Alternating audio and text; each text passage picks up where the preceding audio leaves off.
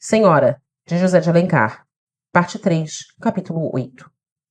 Sucedem-se no procedimento de Aurélia atos inexplicáveis e tão contraditórios que derrotam a perspicácia do mais profundo fisiologista. Convencido de que também o coração tem uma lógica, embora diferente da que rege o espírito, bem desejara o narrador deste episódio perscrutar a razão dos singulares movimentos que se produzem na alma de Aurélia. Como, porém, não foi dotado com a lucidez precisa para o estudo dos fenômenos psicológicos, limita-se a referir o que sabe, deixando a sagacidade de cada um atinar com a verdadeira causa de impulsos tão encontrados. Remontemos, pois, o curso dessa nova existência de Aurélia, até a noite de seu casamento, quando a exaltação que a animava durante a cena passada com Seixas, abatendo de repente, a deixou prostrada no tapete da câmara nupcial. Não foi propriamente um desmaio que a tomou, ou este não passou de breve síncope. Mas o resto da noite ela o passou ali, sem forças nem resolução de erguer-se, em um torpor intenso que, se não lhe apagava de todo os espíritos, os sopitava em uma modorra pesada. Tinha a consciência de sua dor, sofria acerbamente, porém faltava-lhe naquele instante a lucidez para discriminar a causa de seu desespero e avaliar da situação que ela própria havia criado. Pela madrugada, o sono, embora agitado, trouxe um breve repouso à sua angústia. Dormiu cerca de 1 hora, tendo por leito o chão, e com a cabeça apoiada nesse mesmo estrado que devia servir de degrau à sua felicidade. A claridade da manhã, que filtrava pela caça das cortinas, despertou-a. Ergueu-se arrebatadamente e, ao impulso de uma ideia terrível que atravessara como um raio de luz a sombra confusa de suas reminiscências. Correu à porta por onde saíra Seixas e escutou presa de viva inquietação. Por vezes levou a mão à chave e retirou-a, assustada. Volveu a esmos passos rápidos pela casa. Afinal, aproximou-se da janela, sem intenção, automaticamente. Foi nessa ocasião que viu Seixas atravessar o jardim furtivamente e entrar em casa. Ainda reinava o silêncio por toda essa parte da habitação, de modo que ela pôde ouvir o leve rumor dos passos do marido no próximo aposento.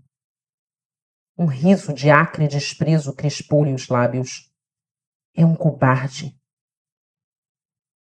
Depois do que se havia passado entre ambos na noite de seu casamento, pensava Aurélia que só havia para Seixas 2 meios de quebrar o jugo humilhante a que o tinha submetido.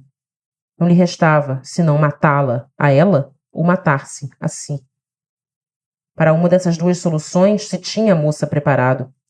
É certo que às vezes seu coração afagava uma esperança impossível. Se o homem a quem amava se ajoelhasse a seus pés e lhe suplicasse o perdão, teria ela forças para resistir e salvar a dignidade de seu amor? Por este lance, não teve ela de passar. As suas primeiras palavras, Seixas retraíra-se, para ostentar depois uma imprudência que ela jamais podia esperar e que produziu em sua alma indizível horror. O laço que a unia àquele homem tornou-se uma abjeção, quase uma infâmia. Entretanto, ao expeli-lo de sua presença, ainda esperava que as palavras proferidas pelo marido fossem apenas uma ironia amarga. Não concebia que tivesse amado um ente tão depravado e vil. O cinismo, que pouco antes a indignara, devia ter uma reação. Foi quando viu Seixas pela manhã que de todo acabou de convencer-se da miséria do indivíduo. Então, operou-se em sua alma uma revolução, na qual só sobraram todos os sentimentos bons e afetuosos, ficando à tona unicamente os instintos agressivos e malignos que formam a lia do coração. Quando Aurélia deliberara o casamento que veio a realizar, não se inspirou em um cálculo de vingança. Sua ideia, a que afagava e lhe sorria, era patentear a Seixas a imensidade da paixão que ele não soubera compreender, sacrificando sua liberdade e todas as esperanças para unir-se a um homem a quem não amava e nem podia amar. Desnudava a seus olhos o ermo sáfaro em que lhe ficava a alma, depois da perda desse amor, que era toda a sua existência. Esse casamento póstumo de um amor extinto não era senão esplêndido funeral, em face do qual Seixas devia sentir-se mesquinho e ridículo, como em face da essa o soberbo compenetre-se da miséria humana. O sentimento que animava Aurélia podia chamar-se orgulho, mas não vingança. Era antes pela exaltação de seu amor que ela ansiava do que pela humilhação de Seixas, embora essa fosse indispensável ao efeito desejado. Não sentia ódio pelo homem que a iludira. Revoltava-se contra a decepção e queria vencê-la, subjugá-la, obrigando esse coração frio que não lhe retribuía o afeto a admirá-la no esplendor de sua paixão. Mas naquele instante, recordando as palavras que Seixas proferira poucas horas antes, vendo-o tranquilo e disposto a aceitar como natural a terrível situação, pensando no desbrio com que esse homem sujeitava-se a uma degradação de todos os instantes, Aurélia tivera um verdadeiro ímpeto de vingança. Seixas queria afrontá-la com seu desgarro impudente. Pois bem, ela aceitava o desafio. Se esse infeliz não estava completamente desamparado dos últimos resquícios do amor próprio e da vergonha, ela propunha-se a pungi-lo com o seu mais virulento sarcasmo. A menos que a alma não estivesse morta, sentiria o estigma do ferro em brasa. Foi nestas disposições que Aurélia vestiu-se para o almoço, e nessas disposições conservava-se, ainda na tarde em que saíra com o marido às visitas. Todavia, quando no dia seguinte ao casamento, sentada na cadeira de balanço, viu entrar Seixas na sala de jantar, sua resolução vacilou. O aspecto nobre e distinto do mancebo, a elegância natural de seu gesto, recobraram o prestígio que esses dotes nunca deixam de exercer em espíritos elevados e que o dela estava já afeito. Não a abandonou o pensamento da vingança, mas do desabrimento e a ira excitados pela indignação da véspera revestiram a forma cortês e o tom delicado, que raro e só em um instante de violento abalo desamparam as pessoas de fina educação. Nas alternativas desse desejo de vingança, a miúdo contrariado pelos generosos impulsos de sua alma, se escoara ao primeiro mês depois do casamento. Se, abandonando-se à irritação íntima que exacerbava-lhe o espírito, deleitava-se em flagelar com seu implacável sarcasmo a dignidade do marido, quando recolhia-se, depois de uma cena destas, era para desafogar o pranto e soluços que entumeciam-lhe o seio.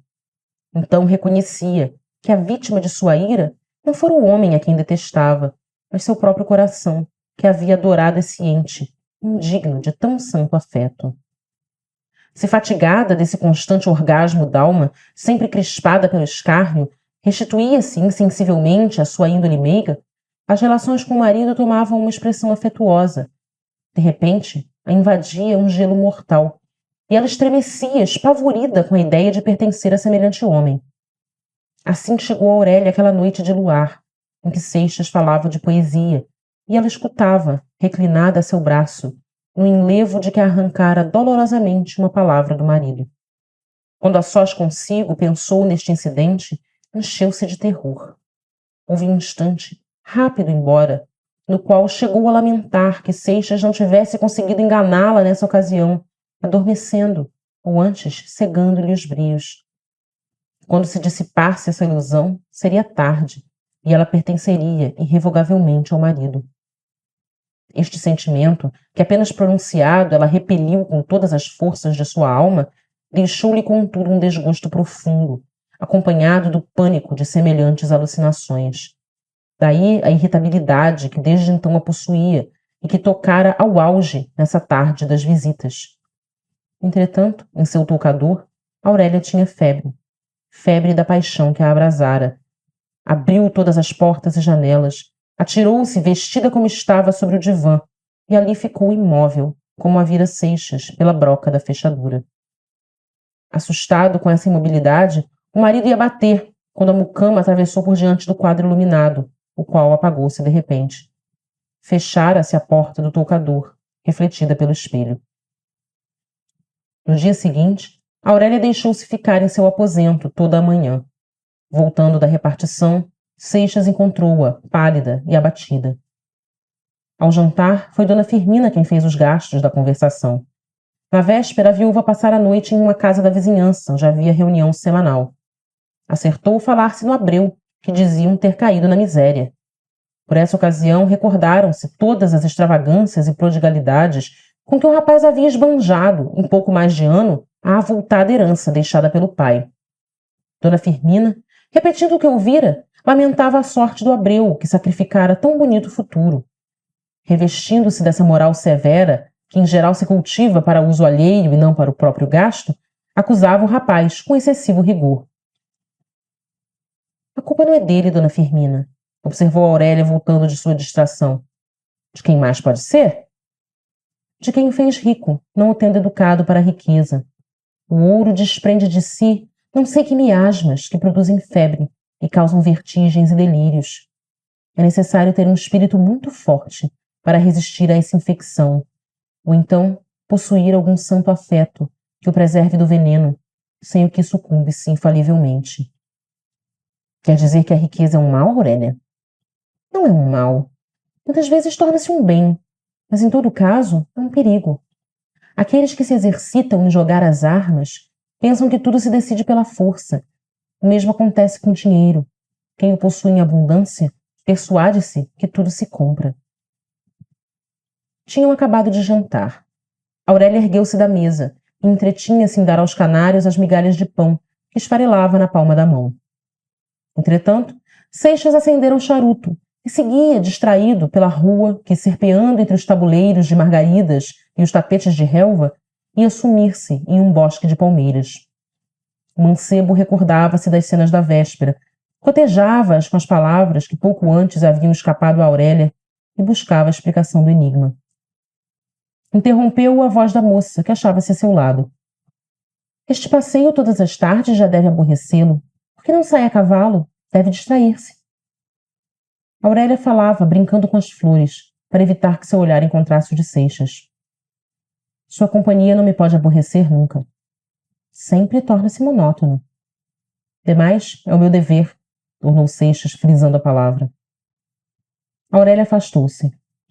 Deu alguns passos. Esteve reparando nas flores escarlates de uma trepadeira, a que chamam brincos de dama, e, tendo-se firmado na resolução que a preocupava, tornou para o marido. Nossos destinos estão ligados para sempre. A sorte recusou-me a felicidade que sonhei. Tive este capricho que nenhuma outra possuiria enquanto eu viva.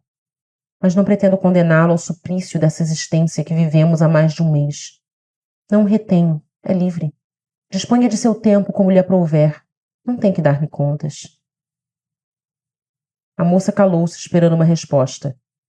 A senhora deseja ficar só? Perguntou Seixas. Ordene que eu me retiro, agora como em qualquer outra ocasião. Não me compreendeu.